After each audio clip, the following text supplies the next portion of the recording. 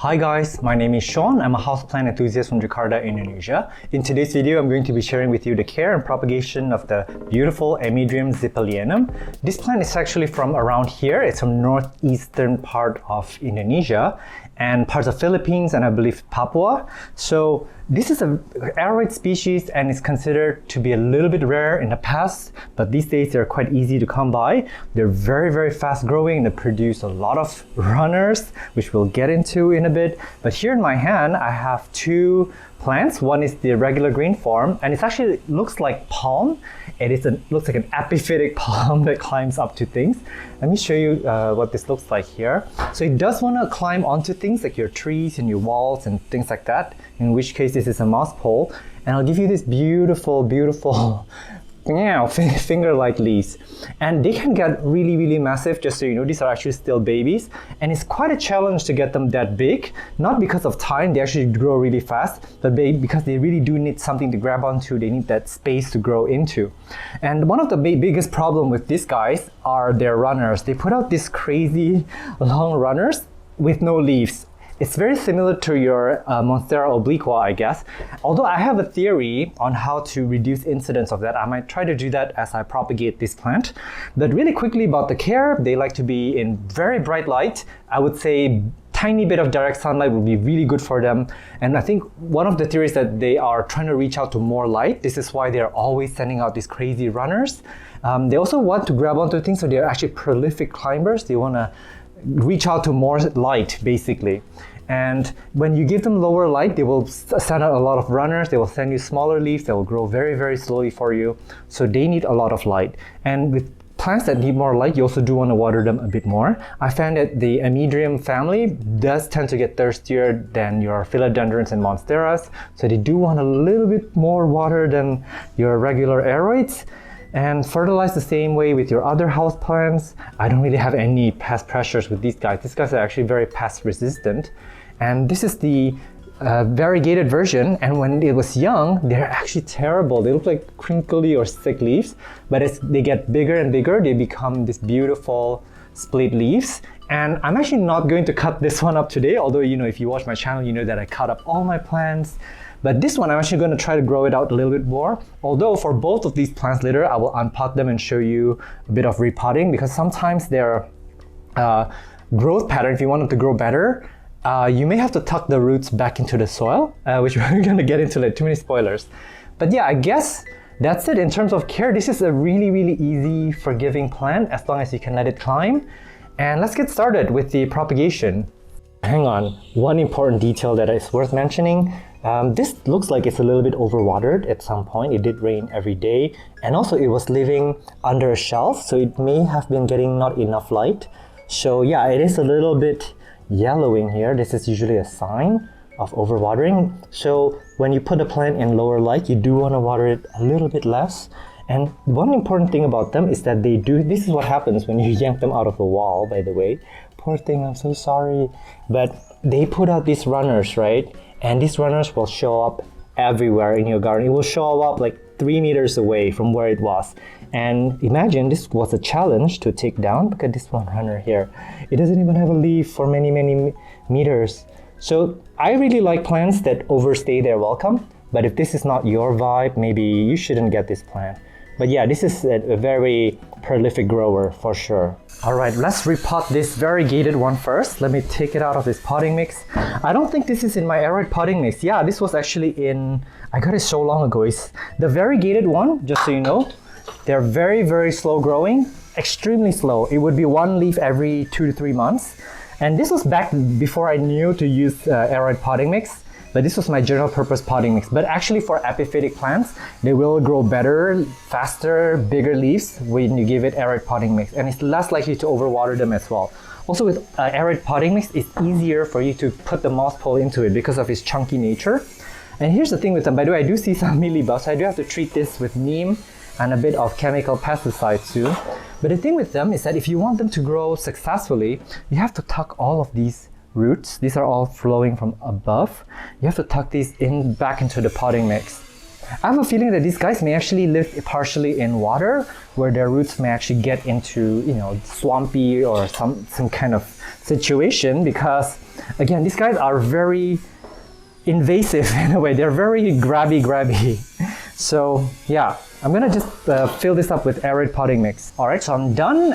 Feel free to watch my potting mix video if you want to know the composition of this, but basically this is a chunky potting mix that allows it to put out those grabby roots, so that it folds it into thinking that it's climbing up higher, because the higher that it's climbing, the bigger leaves it's gonna give you. All right, so this is a nightmare. I don't even know where to begin. Look at this. Look at all these. These are half roots and half of them are just runners. But this is the tip of one of the runners. So this is going to be our best chance of success. So here's what I'm gonna do. Do you see that? There's actually a lot of nodes. And if you remember the earlier clip where everything is rooted to the wall, this plant actually needs to have all these nodes well rooted before it can produce big leaves. So my theory is that to prevent it from putting out all these runners, all of these need to be rooted. And in order to achieve that, I'm gonna basically lasso the whole vine in there and then put aroid potting mix on top and let all of these root. Because when that's rooted, this top growth here will develop bigger leaves, hopefully, and with each successive leaf, I definitely need to let it root into something, whether it is the moss pole or I need to top it up with media, but it needs to find something to grab onto. If not, it's gonna start sending out those runners. So this is actually a high maintenance plant that you need to keep an eye out for. For the next cutting, I'm gonna take this other top cutting that I yanked out from the wall. Take that. Oh my God, look at all these roots. Okay, actually, let's see. Look at all these crazy roots. That's crazy. Yeah, it's gonna take a lot of time, and hang on, let me figure this out. I don't know how I'm gonna fit all of these in a pot because I don't have a tall pot. Hang on, maybe I do. All right, let's try this on for size. Let me know if you think this will all fit. It's a bet.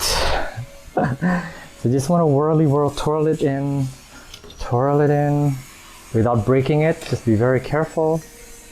And sometimes when you have this many aerial roots, it's actually wise to sometimes just cut it into shorter portions, because when you have so many aerial roots, so many surface area, there's actually more opportunity for rot as well. So in one way, so many aerial roots may be good for the cutting because it will root faster, but on the other hand, it may also rot a lot. It may have a higher chance of rotting. I'm so sorry about the banging noise. Everything is in full force here. I guess this is a good sign of economic recovery from COVID, because COVID just ended, I guess. But of course, 3 months later, when you watch this video, maybe the world has ended because COVID has come back again. Take this one node off. When you have one of these nodes, you can also propagate them later. I'll show you. Trying hard not to break it. It's very challenging.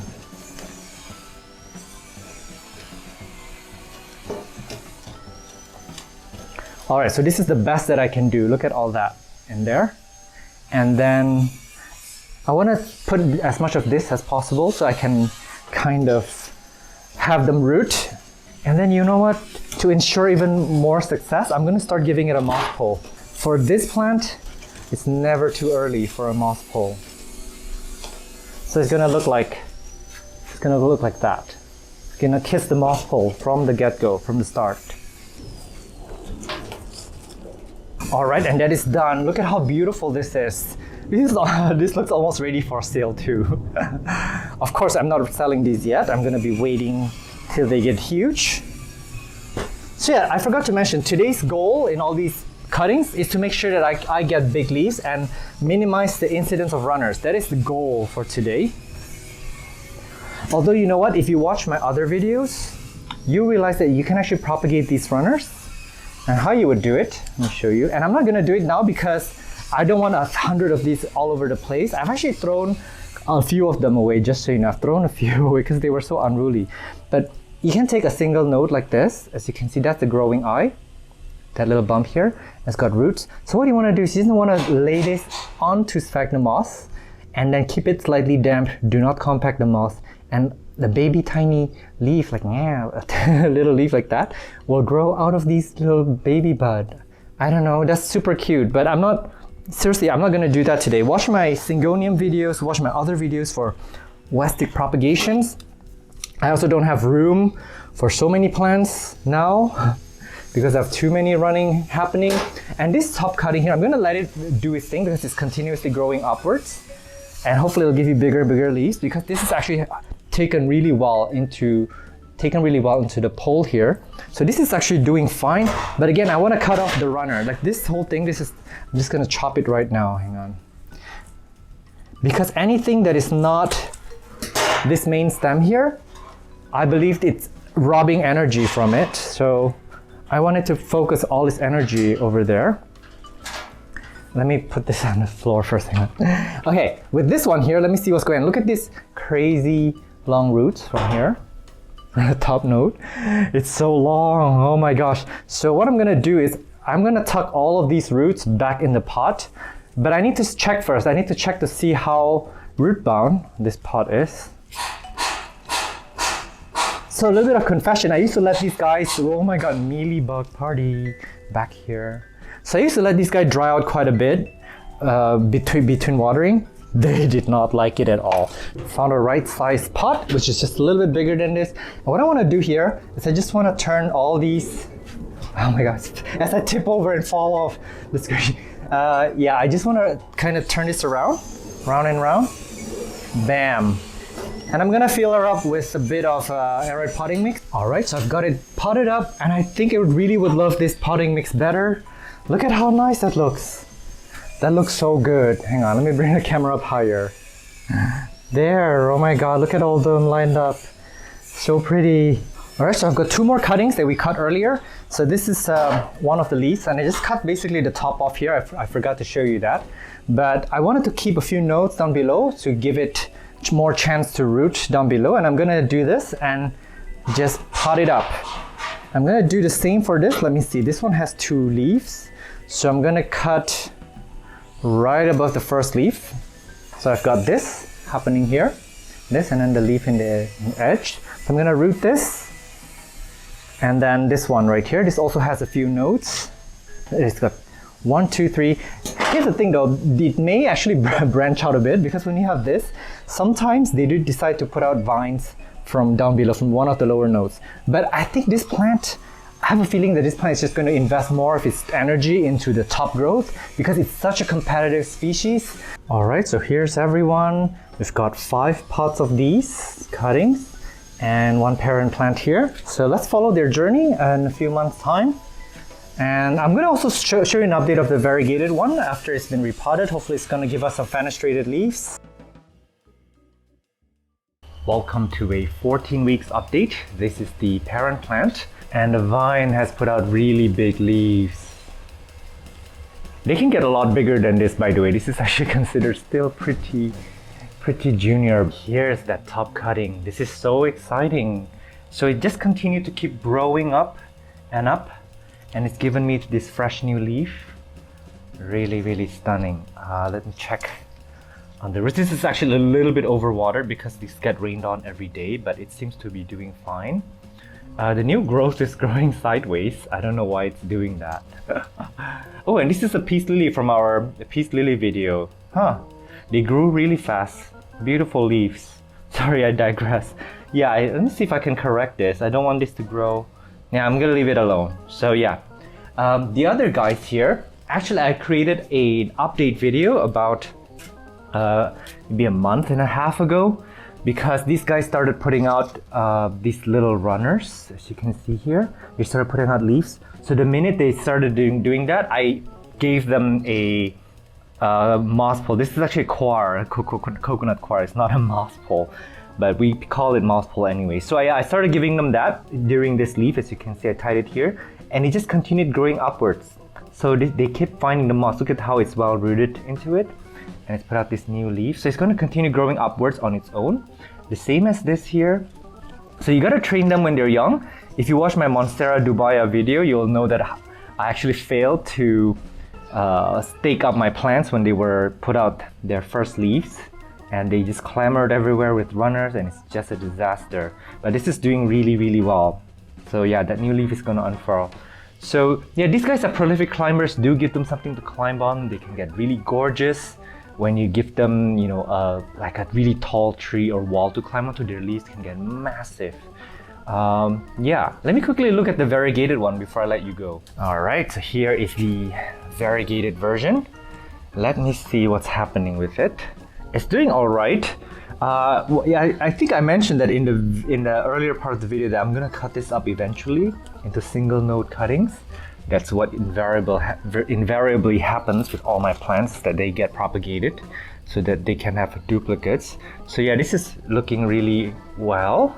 I think I will probably propagate it after this leaf unfurls.